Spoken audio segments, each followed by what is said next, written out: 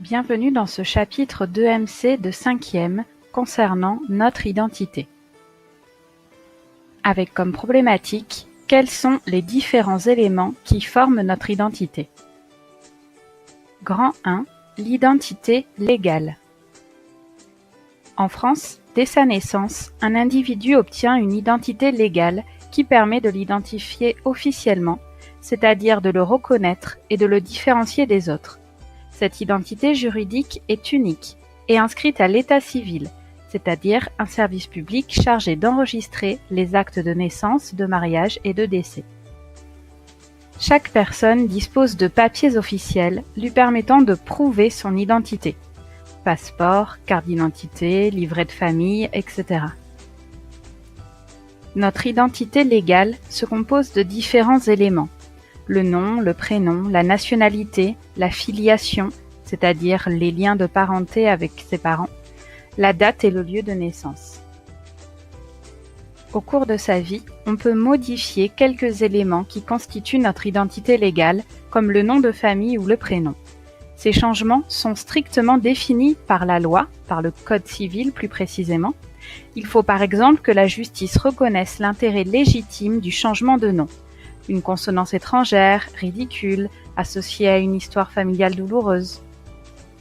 Avoir une identité légale est un droit pour chaque enfant, car cela permet d'être reconnu, scolarisé, de pouvoir voyager ou de bénéficier de soins de santé.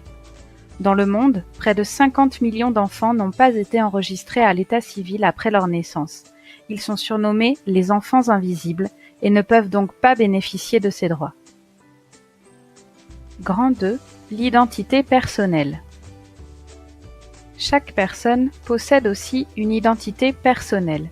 Elle est formée de nombreux éléments. Lieu de résidence, religion, profession, loisirs, goût, amis, engagement. L'identité personnelle se construit. Elle évolue et s'enrichit au cours de la vie, en fonction des rencontres et des choix de chacun.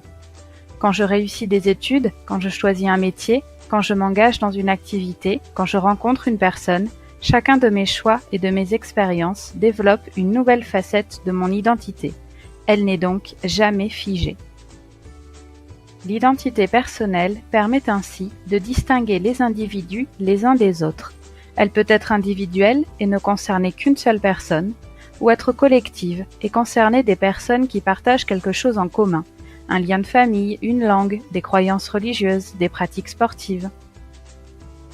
Toutes les identités doivent être respectées en raison de l'égalité des êtres humains entre eux. Grand 3. L'identité numérique. Aujourd'hui, avec le développement d'Internet, l'identité a été profondément modifiée. Des informations personnelles sont publiées sur Internet. On parle d'identité numérique. L'identité numérique se construit grâce aux traces que nous laissons sur Internet.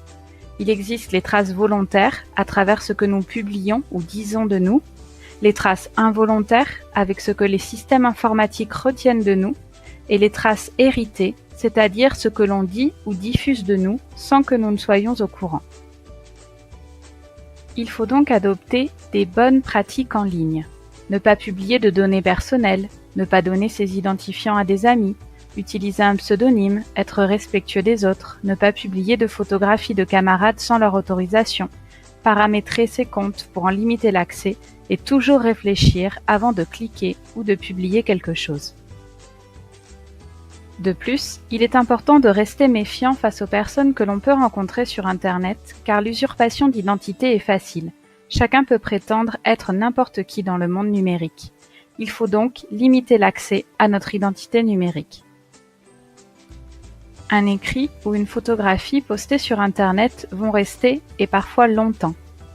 Alors réfléchissez bien, pensez aux conséquences pour vous et les autres, mettez-vous à la place des victimes et surtout, soyez responsables.